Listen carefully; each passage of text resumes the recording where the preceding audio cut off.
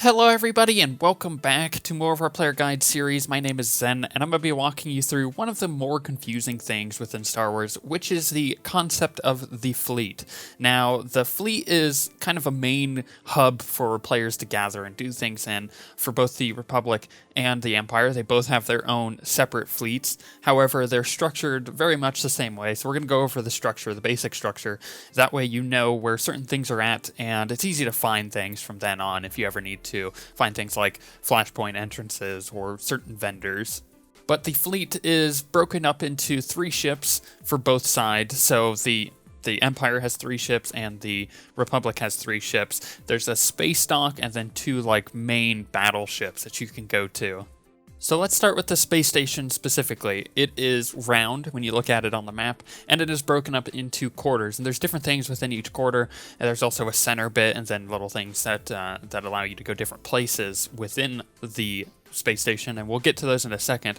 But the first thing to mention is that based on whether you're on the Empire or the Republic, the space station is flipped. Things are in the same spot in the certain quarters, but everything is just flipped a little bit. So you'll have to kind of figure out where they are just looking at the map.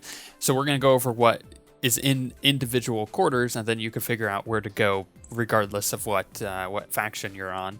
So the first quarter is the supplies quarter, and this is where most of the PvE gear in the game is gathered from the vendors here. So whether you're doing operations or flashpoints, if you're getting accommodations or pieces to turn in for gear, you can go to these vendors and you can buy PvE gear. But there's also planetary accommodation vendors. These guys basically sell you things based on what planet you're on. So say you're doing Belsavis, right? And you happen to be on the fleet, maybe you're leveling up, your crew skills or something, but you have a ton of planetary accommodations and you're like, you know what, I need better mods. You can actually go over to the planetary accommodation vendor for Belsavis, which is, around whatever level the gear should be for there. And you could buy that kind of stuff from those vendors, which is a really easy way of getting gear if you really need it. And the last thing here are the mission terminals for ops or flashpoints. Moving on to the next quarter, which is the combat training, it is actually a very busy quarter, and the reason why is because you have the PvP gear vendors and the PvP mission terminals here, but that's not the only reason. You also have the class trainers for each class, so if you need to train up your skills, then obviously you would go to these class trainers in the combat training quarter. And then the last thing is one of the more important things to know where it's at, which is the skill mentor. This guy allows you to respec your talent tree, or your skill tree, or whatever you want to call it, and this allows you to do it without having to get field respec in your legacy tree. But just so you know where he's at, he's always in the combat training area.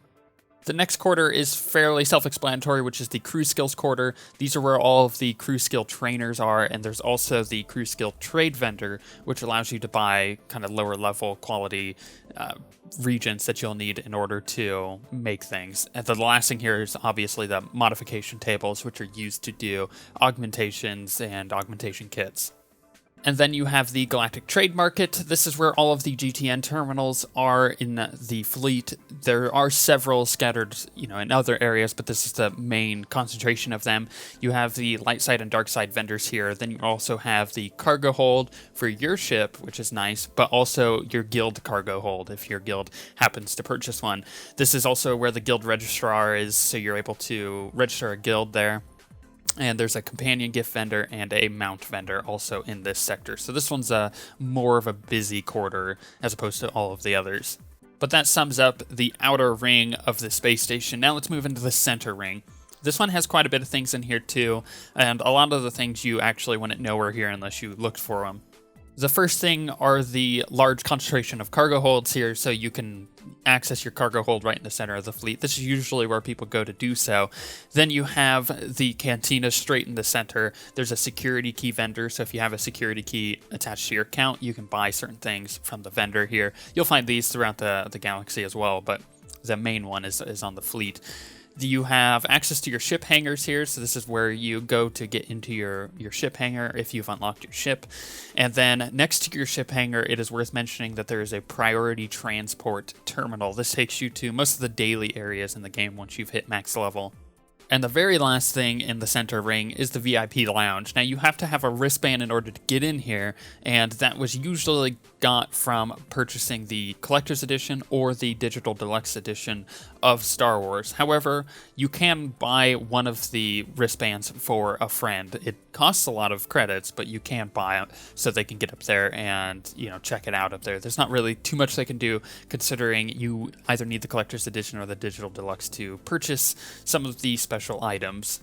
That wraps it up for the main space station, but there are a few elevators that you need to know about, and they're broken up into quarters, and you can always figure out what they are by just mousing over them on the map. But you have the Dromancos and Coruscant departures. These will take you to your second planet that you'll end up going to, and usually your mission that you get at that low of level will show you where to go there, so you don't have to worry too much about it. Then you have the starting planet departures. So if you really need to get onto a starting planet, say like Hutta or Korriban, then those are two of your options there. Then you have the Cartel Bazaar elevator. This will take you to the Cartel Bazaar, where the Bounty Hunter Week event usually is held and where you get most of the missions for that. But there's some other vendors here that are fairly important. And the last one is the dropship and launch hangar interfleet transport elevator. So you go here in order to get to the other pieces of the fleet, so the two other ships, but there's also a launch hangar which allows you to get to different flashpoints within the game. So you'll find most of the missions for these flashpoints here as well, and the actual entrances to the flashpoints are here. But it's worth noting that most people won't use these, considering they're using the group finder, and it'll just take you straight to the entrance anyways. But if you needed to know where they're at, they're right here on the fleet.